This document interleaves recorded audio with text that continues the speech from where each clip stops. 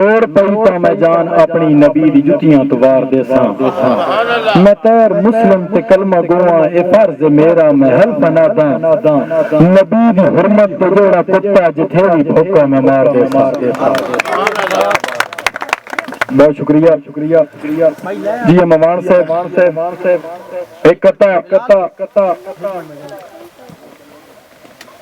استاد امیر سلطان صاحب بھائی جان سوچ بھائی سراج صاحب کہ نہ آج تائیں میں کم ظرف بیلی بنائے ہیں نہ پائے میں پیسے دے پیرانو جپے جی ممان صاحب توجہ کرنے نہ آج تائیں میں کم ظرف بیلی بنائے ہیں نہ پائے ہیں میں پیسے دے پیرانو جپے شریکہ جدن بھی میں تھے وار کیتا ہے میں ہاں دے کے گھٹن چا پیرانو جپے اور بھائی جان تیرا ولدہ دیواں میری اپنی یاد ہے تیرے لئی میں بس تیر اتنا کھیساں بزرگاں دی گال آئی کا سچ ہو گئی ہے جو ذاتی ذکر لی شتیرہ نو جپے کھل کے بولیں گے سب سخی والا میڑا لگا کوئی مسئلہ نہیں تھوڑے یہ جو کیوں جڑے ہوتا ہو سارے رلا کے تاری مارو میں نمیں پانچ صاحب دوڑے سنا کی جا سکتا منہ چ بولنا ہے بالکل نو شیر پہلی باری پڑھن لگا بھائی میرے محترم ملک نوید مان کھنڈا صاحب کہ بے لجیاں دی فوجاں دا جرنیل سن بھائی ظفر اقبال لکھا سے بے لجیاں دی فوجاں دا جرنیل سن ایڈی خلقت بنگارن دی کوئی لوڑ نہیں جنوب دی تے کوڑاں دے آرے تے کٹ تائر دے سارن دی کوئی لوڑ نہیں اور بھائی جان اے فلم یا ڈرامے دا کوئی سین نہیں میری زندگی دا مسئلہ یا غرضاں دا شاہ سدھی گل دس تے میں سنتا قابلی نہ ویلے ڈائلاگ مارن دی کوئی لوڑ نہیں بغیر ساؤنڈ تو پڑھ لو جی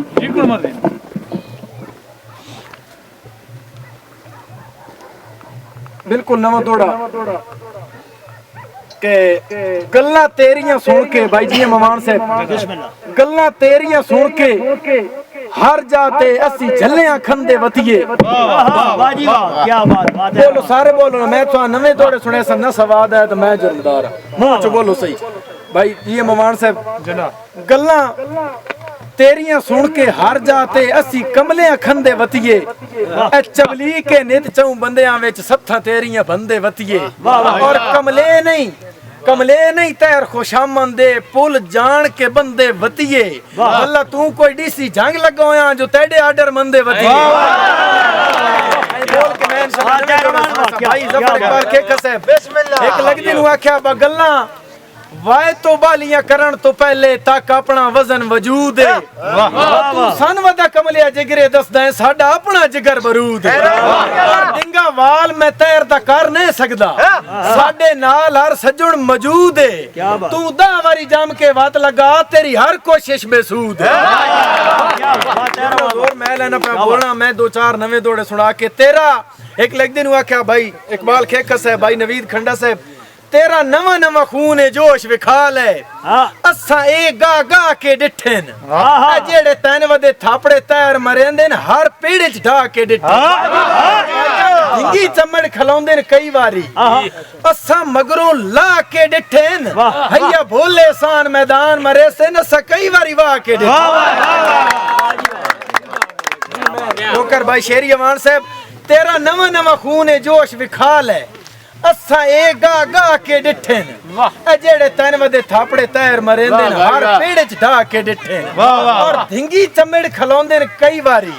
اساں مگروں لا کے ڈٹھن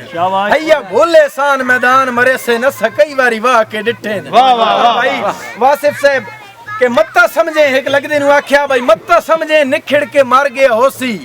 اس گل دا قطن نہ غم کر میں تو شکر دے کلمے پڑھدا وطنا میرے کان ناک پر نام کر صاحب ہتھی کر کے قتل تعلق دا ہن تیر پیا ماتم کر اور میں نے تیرے جائے روز 18 مل دن پر امان چبلوٹا کام کر بھائی ظفر کھیکا صاحب کوئی لگ دے نے ہاتھ جی بسم اللہ بھائی جی میں دسینا کوئی لگدا نے ہاتھ کو چھلو چار آ ونجے نا جنا ڈٹھے ہی نو میں تو او بات بندے کولو بھائی جان جڑی روٹی بھی کھوائی ہونے بھی آنے بس 500 دی کھوائی ہوئی کڈو ایندی گل تھوڑا سننا ہے کہ اسی طرح دے رلا کے مارو یہ گل تھوڑی کیتی ہے اس گلا وقت مقرر کر 500 اے یا کوئی رات تصور کیتی ہے ہاں یا آج تو اس تو پہلے ایک اور گل سنا کے نہیں اچھا ٹھیک ہے استاداں دا حکم ہاں بھائی کیمرہ نے تھوڑی ذرا ہے تو آ بھائی صاحب چلو ٹھیک ہے چلو تو پہنچ ہے تے صاحب اچھا جی میں گل کر رہا اس بھائی جان کے یہ چھڑے والی گل کریں جی عوامی گلزار صاحب توجہ کرائیے تیری ذہن چھڑ ہی رہا میں گل کر رہا اس جنہ بندے بعض اوقات ہوندا اور حقیقت چینجی ہے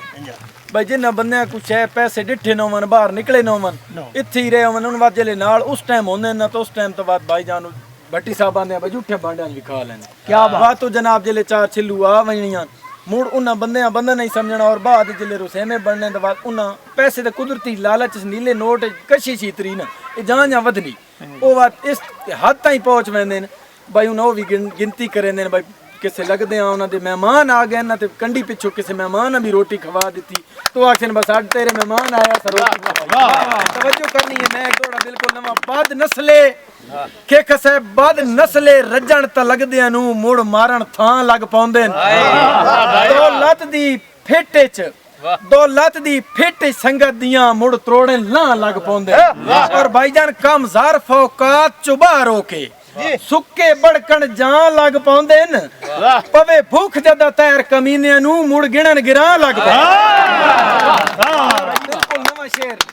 او میں اگے گل کرن لگا ایک بندہ ہے نا تے کدی اس بس تے سواری نہیں کیتی میڈی سمجھنا ایتھے بھی پہلے مشاعرہ کو نہیں ہویا جویں ایتھے مشاعرہ نہیں ہویا تو او بس تے کدی نہ چڑھے او کا بس ویکھی نہ اس پرانے ٹائم دی گل ہے پیدل سفر کرنا جس لے ونجنا او جناب ایک داڑے بس وینی پئی اودے وچ 4-5 دے لگدے لیندے رہے بیٹھے ہوئے نہ تے بعد ماحول انجی ہے جویں سفر ہونا ٹیم ٹلاو نہ بھائی دروک دراک گڈی سڑ تے بعد بھائی بنا ہی بنا او جناب ڈرائیور دے نال پچھلی جڑی سیٹ ہوندی اودے اوتے بیٹھ گئے گڈی جلے ڈرائیور بجائی نہ تے اس گڈی اساں سواد ہے سکھوا دی وانجے زندگی گزرے نے رہے اصل سواد تا زندگی دیا او کھکھا صاحب جلے گڈی سپیڈ نہ پی گڈی دا ٹائر ٹوٹ گیا گڈی بے قابو آئی سائڈ تے ککر ہے گڈی میں ککراں لگی بندہ پٹی کے سکرین نہیں لگا کوئی زخمی جے گیا ڈرائیور پوچھے بس سنا کے علی اسا کہ یار حال نہ چھوڑ اے 10 بجے تے ککر نہیں ہونے اوتھے کیویں رکے چلو ایتھے تے نہیں ہونا باہر تے سن نہیں رانے یار اوتھے کی کر سننے ہوئی ایسا کہ یالا میڑا بنا کے سن چار دوڑے بھائی ظفر کھیکھا صاحب دے حکم تے کوئی لگدے دی نظر ہن بنا کے لو ویڈیو جڑی آ مطلب بناونی ہے بسم اللہ چلو ہتھ لگا آ جا جی بڑے چا جی میرے محترم بھائی ظفر اقبال کھیکھا صاحب جناب دے حکم تے نہ کچھ لگدے دی نظر بالکل نواں شعر بھائی جیڑے اج کل سیدھی تو وطن ہے بھن تیر نہ چھوڑا تاں آکھیں تیرے خواباں دی کر الٹی میں تدبیر نہ چھوڑا تاں آکھیں اور میں خون دے تیری اکھیاں چوں کڈ نیر نہ چھوڑا تاں آکھیں تو تیر دے یار نو ٹچ تا کر تینو چیر نہ چھوڑا تا بہت شکریہ بھائی ظفر کھیکھا صاحب اور ایک شعر بھائی نوید کھنڈا صاحب کدا میں تو تاج تے تخت منگین کدا زار جاگیراں منگیاں کدا منگیا ٹائم دا ٹکر تو ہاتھوں کدا تاندیاں لیراں منگیاں اور کرو ثابت سجن جے اج توڑی ٹیکاں آن فقیراں منگیاں چھڑا یہ کچھ تیر گناہ کر بیٹھے چا دو تصویراں منگیاں بھائی جان اس دور وچ سانگا گڈھن تو پہلے پل پل سنبھلیونا پوندا ہے ازمائش دی چکی وچ ظرف سجن دا ڈاڈا رگڑ کے پیونا پوندا ہے اور جی ممان صاحب بل فرض جے تیر شریک چ حق لین اس سے وقت اٹھیونا پوندا ہے کنڈ دتیاں کدن گزارے ہوندے ہاں دے کے جیونا پوندا اور دوڑا خیر میرے محترم بھائی نوید آواز صاحب رنجم اسٹوڈیو دے پروپرائٹر بے مقصد کہیں دیاں کدے نہیں سنیاں لاجدار دی رکھ دے لاجاں چوکھا نخرئی تیر تہور کے دائیوان جسی خود نخریلے راجاں اور سانو سنگت دے رول اصول نہ دس تے تو ڈھیر رکھیں دے چاجاں اسیاب کتاب قانون دیاں اسیاب وکیل تے جاجاں اور جی ممان صاحب ایک دوڑا دولہ صاحب کے متھے جدن بھی لگے ہیں فکر دیاں تیڑے گالے چ پھندیاں ڈٹھیاں तू तैर दे बारे के जाने तू जो सिर्फ पाबंदियां डिठियां वाह वाह वाह और सारी जाते बाजा बजदा वत्या है